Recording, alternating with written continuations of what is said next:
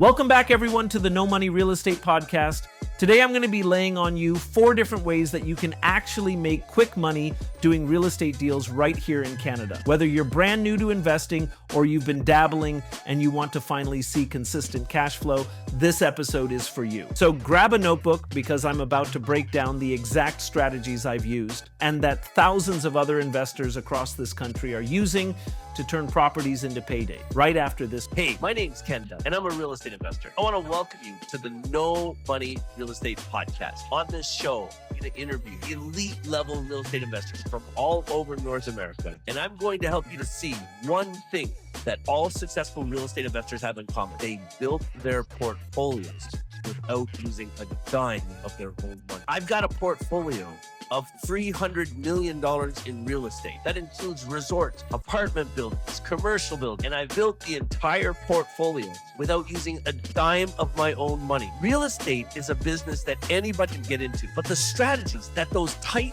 real estate investors use to build massive portfolios have been kept secret for decades. Now, because of this show, I'm going to reveal them to you. So let's get started. Let's start with one of the fastest ways to create cash flow in real estate: rental arbitrage and short-term rental. Here's how it works. Instead of buying a property, you lease it, yes, just rent it, and then you re-rent it on platforms like Airbnb or VRBO as a short-term rental. You're essentially turning a regular long-term rental into a mini hotel. Why does this work? Because the nightly rate in Canadian cities and vacation spots can be 2 to 3 times higher than what you'd collect in monthly rent. For example, let's say you lease a condo in Toronto for $2,500 a month. On Airbnb, you could be pulling in $200 to $250 per night. Even at just 15 nights booked, you've covered your rent. Everything above that is pure profit. This strategy doesn't require you to own the property. All you need is landlord permission, a good location, and some furnishing. It's low barrier and it's cash flow almost immediately. The second strategy is one of my personal favorites: assignments of contracts, sometimes called wholesaling. This is where you find a property that's undervalued or needs some love,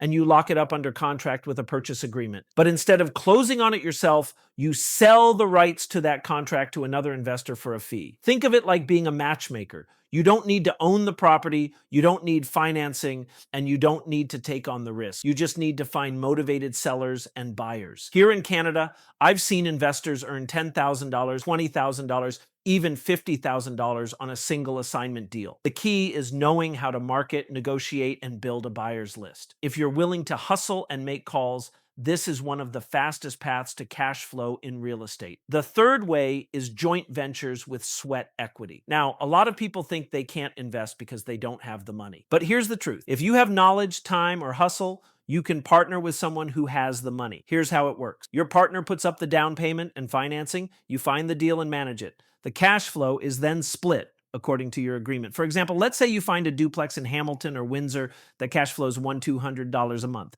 You and your partner could split that 50-50. They get a return on their money, and you build wealth and cash flow without putting in capital. This is powerful in Canada because financing rules are strict, but there are always professionals, doctors, lawyers, business owners who want their money working harder than it would in a bank account. You bring the deal, they bring the dollars. That's how partnerships create win-win cash flow. And the fourth strategy is the BRRRR method: buy, renovate, rent, refinance, repeat. This is where you buy an undervalued property, fix it up, increase its value, then refinance it at the new appraised value.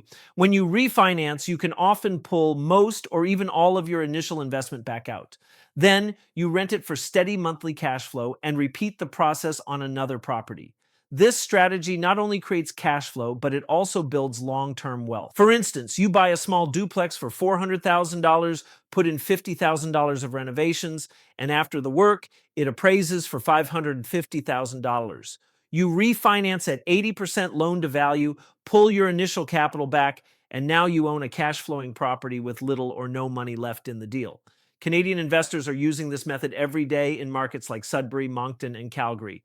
It takes more effort than the other 3 strategies, but the payoff in both cash flow and equity growth is massive. So there you have it. 4 of the best ways to create cash flow in Canadian real estate: short-term rentals, assignments, joint ventures, and the BRRRR method. The truth is, no matter where you're starting from, whether you've got money or you're starting with nothing, you can build cash flow in real estate. If you got value from today's episode, do me a favor. hit that like button, subscribe to the channel, and share this with another investor who needs to hear it. And if you want to go deeper, make sure you check out the detailed introduction video about joining one of Canada's fastest growing real estate investors communities. I put a link to a video about the Investors Growth Syndicate in the show's notes below. This is Ken Dunn, reminding you that you don't need money to start in real estate. You just need the right strategy and the willingness to act. I'll see you in the next episode.